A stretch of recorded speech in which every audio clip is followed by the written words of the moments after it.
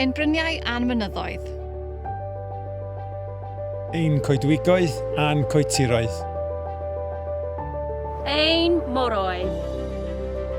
Ein mannau gwyrdd trefol.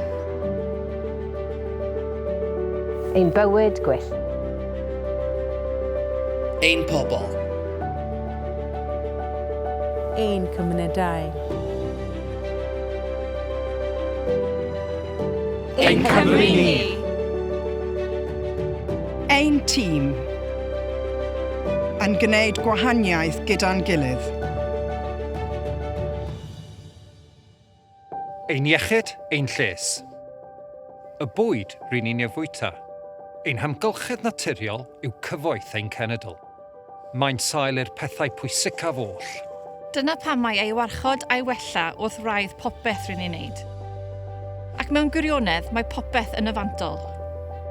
Rydyn ni am gamu i'r gad ac arwain y ffordd y mae Cymru yn mynd i'r afael ar yr argyfyngau hinsawdd natur a llygredd.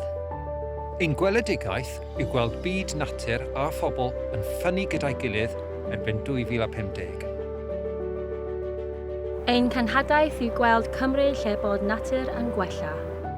Bod cymunedau yn gallu gwrthsefyll newid yn yr hinsawdd. A bod llygredd yn cael ei atal gymaint â phosib.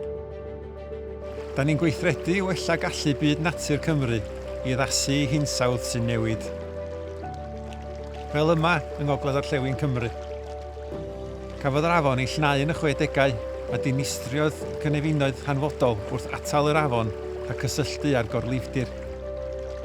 Ond rydyn ni'n dadwneud difrod hwnnw drwy ychwanegu cannoedd o feini, graean a thywod yn ôl i'r afon. Rydyn ni wedi helpu'r cynefinoedd i wella a beamrywiaeth i ffynnu. Mae ffosydd dreinio wedi ei blocio i greu pylla bydd bywyd gwyllt ac yn help i ddal a storio carbon. Da ni'n darparu manteision cynaliadwy hir dymor i'r ecosystem gyfan.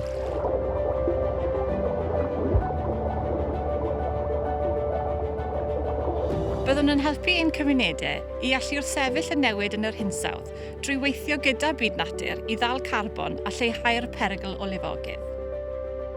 Mae mewndir yn anhygoel am ddal a storio carbon. Mae'r ffordd rydyn ni'n gwerthfawrogi mewndiroedd wedi newid gydag amser, a heddi rydyn ni angen iddyn nhw fod yn iach.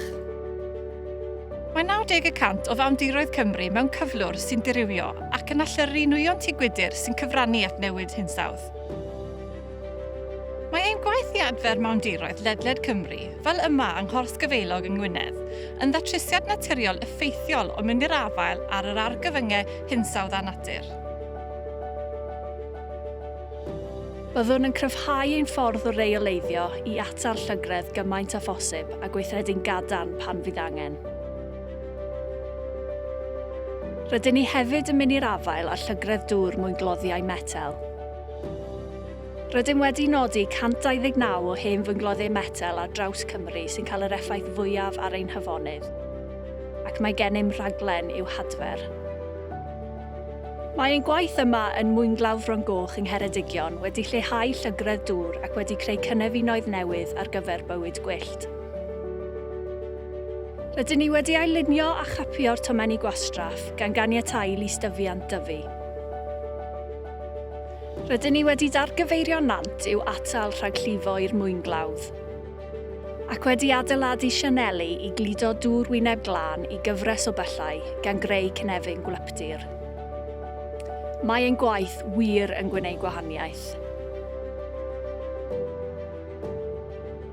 Byddwn ni hefyd yn arwain drwy esiampl fel sefydliad di-garbon gan roi Byd Natur wrth wraidd pob benderfyniad a wnawn. Mi wnawn wneud hi'n haws i bobl ddod o hyd, deall a gwneud pethau ar-lein a chysylltu efo ni pan bo angen. Byddwn ni'n arwain y ffordd, ond rydym yn gwybod pa mor pwysig fydd cydweithio gyda partneriaid. A byddwn ni'n teilwr rhain ffordd o weithio bydd ein cymunedau a'r bobl ar bywyd gwyllt sy'n ei galw'n gartref.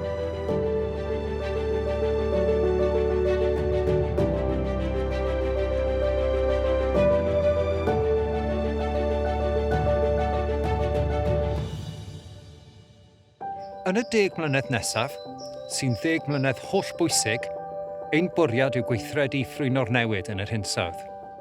Gan gefnogi adferiad byd natur, lleihau llygredd, a gwneud y penderfyniadau gorau ar gyfer amgylchedd naturiol Cymru wrth i ni edrych ar ei ôl ar gyfer cenedlaethau'r dyfodol.